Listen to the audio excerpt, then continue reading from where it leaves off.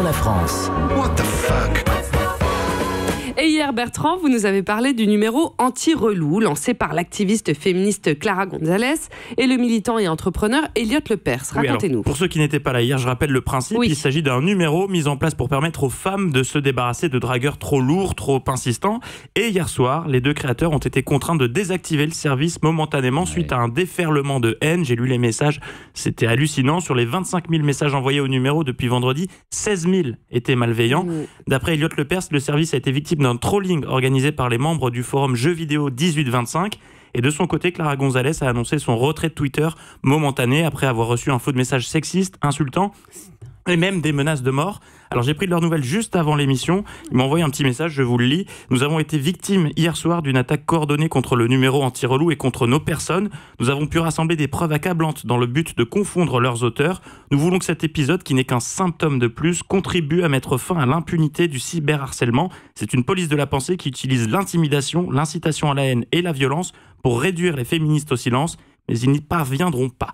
Et évidemment, nous suivrons cette affaire de près. Bienvenue en 2017, en effet. Oui, tout à fait. Et la guerre des sexes a commencé. On reste dans la thématique téléphone portable, puisque vous allez nous parler de l'événement de cette fin d'année.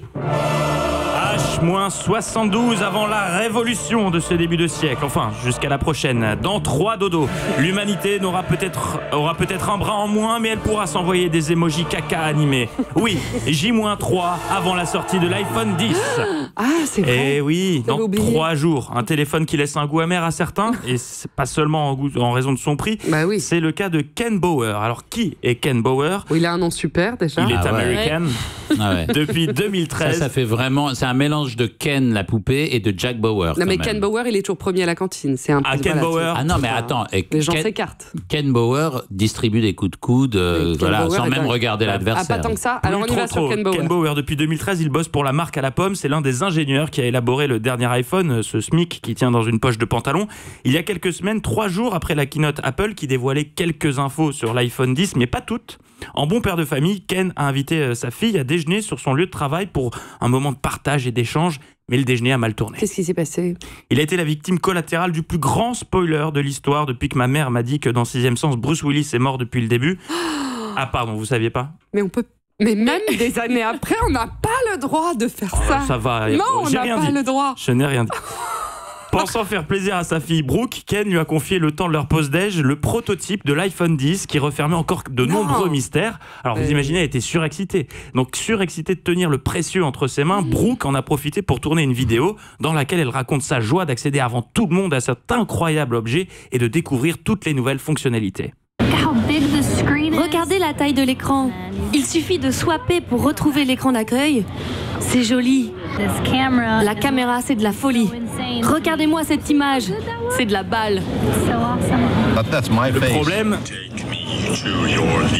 Le problème, c'est que Brooke est également youtubeuse. Et Mais puisque les fans du monde entier traquent la moindre info avant la sortie du téléphone, ce qui devait arriver arriva. La vidéo est devenue virale quelques minutes seulement bien après sûr. sa mise en ligne. Ça n'a pas dû plaire à Apple, ça. Non, c'est le moins qu'on puisse dire quand on sait que la politique d'Apple est hyper stricte en matière de confidentialité. Et dans ce cas précis, Brooke, la youtubeuse, nous a fait un joli quintet gagnant, puisqu'en plus de révéler des infos exclusives à propos de l'iPhone 10, elle a capturé des images du lieu de travail de son père. Et cette vidéo dévoile également des données sensibles et confidentielles, comme des noms de code pour des produits qui ne sont pas encore sur le marché et des QR codes spécifiques au personnel de la compagnie.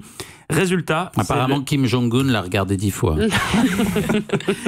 Résultat, c'est le magazine américain Complex qui l'a révélé. Apple a demandé le retrait de la vidéo et l'a obtenu et a décidé de licencier le père de Brooke et accessoirement ingénieur depuis 13 piges pour Apple. Il faut qu'ils se détendent un peu quand même, non? Bah oui, enfin en même temps... Ça va pas leur faire perdre de l'argent non plus, objectivement. Quel est Oui, le mais ils ont risque? une telle Sens ou culture pas du secret. Objectivement, je serais pas capable de vous répondre, mais c'est vrai que c'est terrible quand même de sortir des années de boulot comme ça en quelques secondes par l'intermédiaire de la fille de cet ingénieur. C'est assez radical et j'imagine dans quel état est la jeune fille. Elle doit s'en vouloir un peu. On pourrait penser qu'elle s'en veut, mais pas franchement. Non. Dans une nouvelle vidéo, elle explique qu'elle ignorait qu'il s'agissait d'une violation. Elle a appris la défense de son père, un être honnête, aimant et protecteur, le meilleur père qu'on puisse rêver avoir.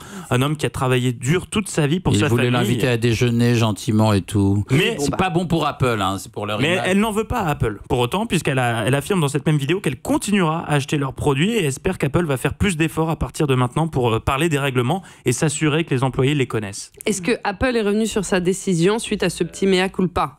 Malheureusement, non. Oh. La tribu réunifiée a décidé à l'unanimité de vous éliminer et leur sentence est irrévocable. C'est terrible. Très bien. C'est dur, hein. Merci beaucoup Bertrand Chameroy de nous avoir raconté cette histoire hallucinante qui se passe chez Apple.